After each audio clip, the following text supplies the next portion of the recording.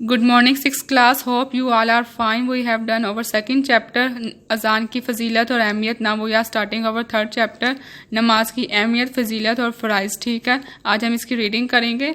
नमाज इस्लाम की सबसे पहली और बुनियादी इबादत है. दीन इस्लाम में इसे बड़ी अहमियत हासिल है. क़यामत के रोज़ बंदे से जो पहला सवाल पूछा जाएगा वो नमाज के बारे में होगा. ठीक है, यहाँ तक तो आप लोग को समझ आ गई होगी कि नमाज इस्लाम की पहली और बुनियादी इबादत है और क़यामत के दिन जो इंसान से पहला सवाल पूछा जाएगा वो भी नमाज के बारे में होगा. अल्लाह ताला का इरशाद है, तर्जुमा, बेशक नमाज मोमिनों पर वक्त की पाबंदी के साथ फ़र्ज़ की गई है. इस आयत मुबारक से दो बातों का पता चलता है कि नमाज एक फ़र्ज़ इबादत है और इसे वक्त की पाबंदी के साथ अदा करना चाहिए. ठीक है, कुरान मजीद में नमाज के लिए सलात का लफ्ज़ इस्तेमाल हुआ है जिसके मानी दुआ और रहमत के हैं. कुरान मजीद में नमाज के लिए कौन सा लफ्ज़ इस्तेमाल हुआ है? सलात का. और नमाज की क्या मायनी है? दुआ और रहमत के.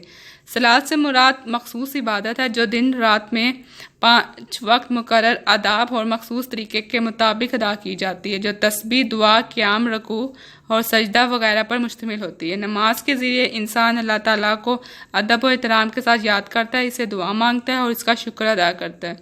ठीक है, आप लोगों को यहाँ भी समझ आ गई है कि नमाज वो इबादत है जो दिन रात 5 वक्त मुकर्रर आदाब और मखसूस तरीके के साथ अदा की जाती है. इसके ज़रिए हम अल्लाह ताला को अदब और एहतराम के साथ याद करते हैं, उससे दुआ मांगते हैं और उसका शुक्र अदा करते हैं. नमाज की अहमियत. अल्लाह ताला ने कुरान मजीद में फरमाया कि हमने इंसानों और जिन्नों को महज अपनी इबादत के लिए पैदा किया. इससे हमें पता चलता है कि अल्लाह ताला ने हमारा इस दुनिया में आने का क्या मकसद है कि हम अल्लाह ताला की इबादत करें. अल्लाह ताला ने इंसानों और जिन्नों को सिर्फ अपनी इबादत के लिए ही पैदा किया. ठीक है, इस आयत से मालूम होता है कि इंसान की पूरी ज़िंदगी इबादत है, बशर्तिया वो अल्लाह ताला के बताए हुए तरीके पर चले.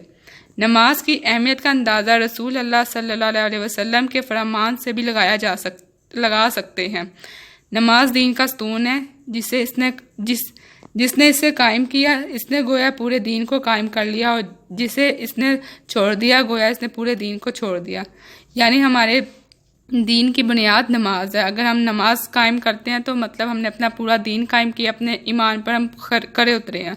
और अगर हमने नमाज कायम नहीं की तो यानी हमारा दीन मुकम्मल नहीं हुआ, हमारा ईमान मुकम्मल नहीं हो सकता जब तक हम अपनी फ़र्ज़ इबादत को पूरा ना करें. ठीक है, नमाज के बारे में हजूर सल्लल्लाहु अलैहि वसल्लम ने फरमाया, बेशक इस्लाम और शिर्क और कुफर के दरमियान फ़र्क करने वाली चीज़ नमाज है. यानी इस्लाम और शिर्क और कुफर के दरमियान कौन सी चीज़ फ़र्क करती है? वो नमाज करती है. यानी मुसलमान और काफिर के दरमियान बुनियादी फ़र्क नमाज का है. नमाज पढ़ने वाला मुसलमान होता है और नमाज ना पढ़ने वाला कुफर के करीब हो जाता है. ठीक है, ये इस्लाम और शिर्क और कुफर के दरमियान फ़र्क करने चीज़ नमाज इसलिए क्योंकि जो मुसलमान होते हैं वो नमाज़ पढ़ते हैं और जो काफिर होता है वो नमाज नहीं पढ़ता. और ये नमाज ही है जो काफिर और मुसलमान के दरमियान फ़र्क बयान करती है.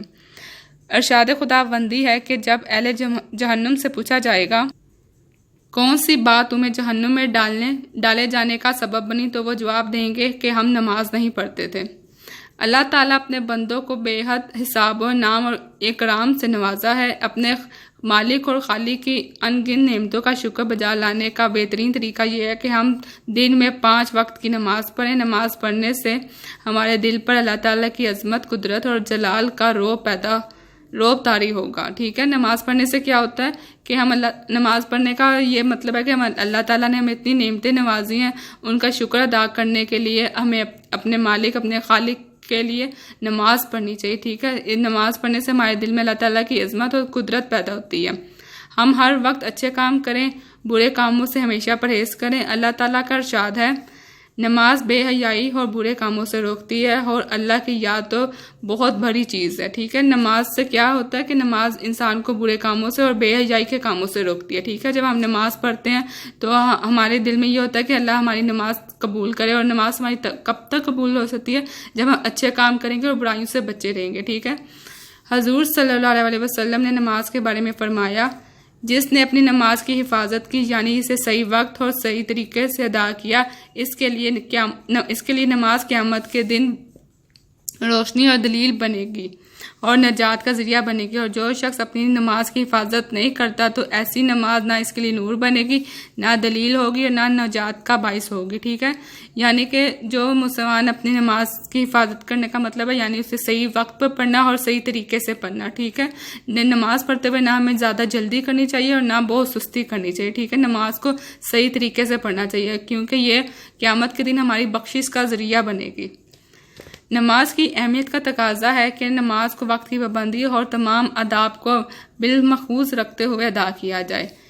فوائد: نماز قرب الہی کا ذریعہ ہے۔ ارشاد نبوی ہے کہ تم میں سے جب کوئی شخص نماز پڑھتا ہے تو وہ اپنے رب سے راز و نیاز کی باتیں کرتا ہے، یعنی کہ جب ہم نماز میں دعا جو مانگتے ہیں وہ صرف ہمارے اور ہمارے رب کے درمیان ہوتی ہیں، اور اس لیے اس کو راز و نیاز کی باتیں کہہ سکتے ہیں، ٹھیک ہے۔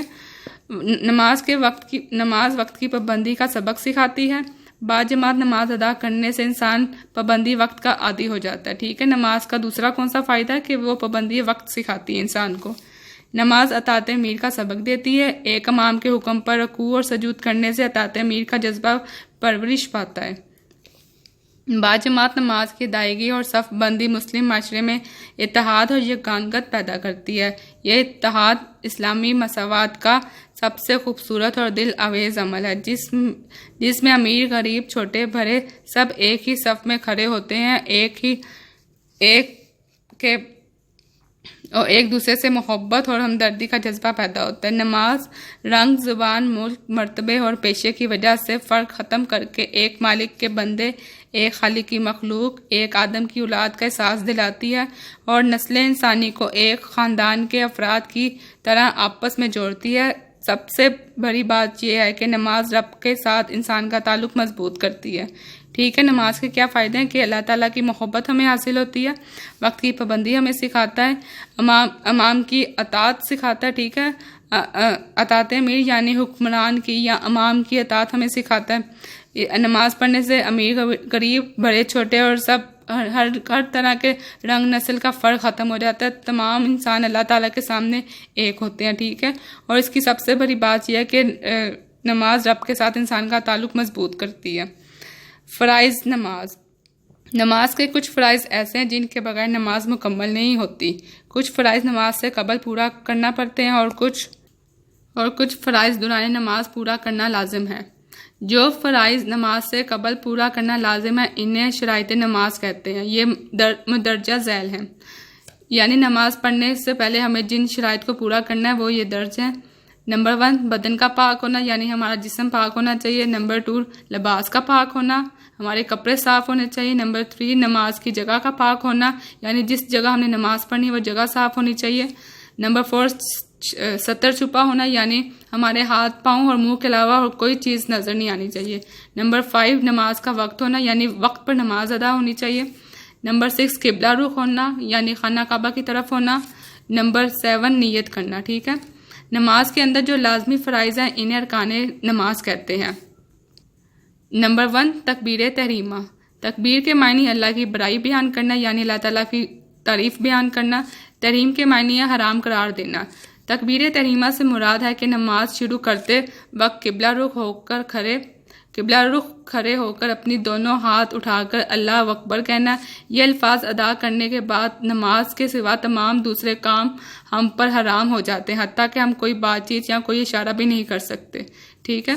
دوسرا ہے قیام۔ قیام عربی زبان کا لفظ ہے، اس کے معنی سیدھا کھڑا ہونا ہے۔ ضروری ہے کہ نماز کھڑے ہو کر ادا کی جائے۔ قیام نماز کا لازمی جزو ہے۔ اگر کوئی بیمار یا معذور ہو تو وہ بیٹھ کر، لیٹ کر اور اشارے سے بھی نماز پڑھ سکتا ہے، ٹھیک ہے۔ قیام کا مطلب ہے کہ ہم جو کھڑے ہو کر نماز پڑھتے ہیں اسے قیام کہتے ہیں، اور نماز کے دوران قیام کرنا ضروری ہوتا ہے، لیکن ان لوگوں کے لیے یہ چھوٹ ہے جو بیمار ہوں یا معذور ہوں، وہ لیٹ کر یا اشارے سے نماز پڑھ سکتے ہیں۔ نمبر 3 ہے قرات۔ نماز کے اندر قیام کی حالت میں قرآن کا کچھ حصہ پڑھنا قرات کہلاتا ہے، ٹھیک ہے۔ نماز میں جو ہم عربی قرآن کا حصہ پڑھتے ہیں اسے قرات کہتے ہیں۔ نمبر 4 ہے رکوع۔ رکوع کے لفظی معنی جھکنا۔ نماز میں قیام کے بعد نمازی اللہ اکبر کہتے ہوئے اللہ کی بڑائی بیان کرتا ہے اور وہ اور وہ اللہ کے آگے عاجزی سے جھک جاتا ہے، دونوں ہاتھ اپنے گھٹنوں پر جما کر انہیں پکڑ لیتا ہے، سر، گردن اور کمر ایک سطح میں زمین کے متوازی ہوتے ہیں، اور زبان سے سبحان اللہ، سبحان ربی العظیم کہہ کر اللہ کی پاکی اور عظمت کا اقرار کرتا ہے. ٹھیک ہے. رکوع آپ کو پتا ہوگا کہ قیام کے بعد ہم رکوع کرتے ہیں، رکوع کرنا یعنی جھکنا. ٹھیک ہے. قیام کو، رکوع کو جھکنا کہتے ہیں. ٹھیک ہے. اور اس میں ہم اللہ تعالیٰ کی برائی یعنی اللہ تعالیٰ کی تعریف بیان کرتے ہیں اور سبحان ربی العظیم کہتے ہیں. نمبر 5 ہے سجدہ. سجدے کا مطلب ہے اللہ تعالیٰ کے آگے اپنی پیشانی، ناک، دونوں ہاتھ، دونوں گھٹنے، دونوں پاؤں زمین پر رکھنا. یہ نماز کا اہم رکن ہے. سجدے میں نمازی سبحان ربی الاعلیٰ کہہ کر اپنی عاجزی اور اپنے رب کی بڑائی کا اظہار کرتا ہے. ٹھیک ہے. سجدے میں انسان کیا کرتا ہے؟ اللہ تعالیٰ کے آگے اپنی پیشانی یعنی اپنا ماتھا، ناک، ہاتھ، پاؤں اور گھٹنے سب زمین پہ رکھتا ہے، اور یہ نماز کا اہم رکن ہے. ٹھیک ہے. قد و تشہد کا 6 ہے. قد و تشہد نماز میں دوسری رکعت اور آخری رکعت میں سجدے کے بعد بیٹھنے کو قد کہتے ہیں، قدا کہتے ہیں. یعنی نماز میں جب ہم اتحیات پڑھنے لگتے ہیں تو اسے قد کہتے ہیں، قدا کہتے ہیں. ٹھیک ہے. تشہد کا مطلب گواہی دینا ہے. نماز میں قدا کی حالت میں بیٹھ کر اشہد ان لا الہ الا اللہ واشہد ان محمد عبدہ ورسولہ پڑھنا تشہد کہلاتا ہے. ٹھیک ہے. آخری قدا میں تشہد کے بعد درود شریف پڑھا جاتا ہے. ٹھیک ہے. جب ہم یہ اشہد اللہ پڑھ لیتے ہیں تو اس کے بعد ہم درود شریف پڑھتے ہیں. ٹھیک ہے. اور اس کے بعد دعا پڑھتے ہیں، درود ابراہیمی. ٹھیک ہے. اور ساتواں دعا اور سلام. درود شریف کے بعد کوئی مصنوعی دعا پڑھ کر سلام پھیرا جاتا ہے. آپ لوگ اس کی ایک دفعہ پھر سے ریڈنگ کر لیا تاکہ آپ لوگ کو دوبارہ اچھے سے سمجھ آ جائے. اوکے.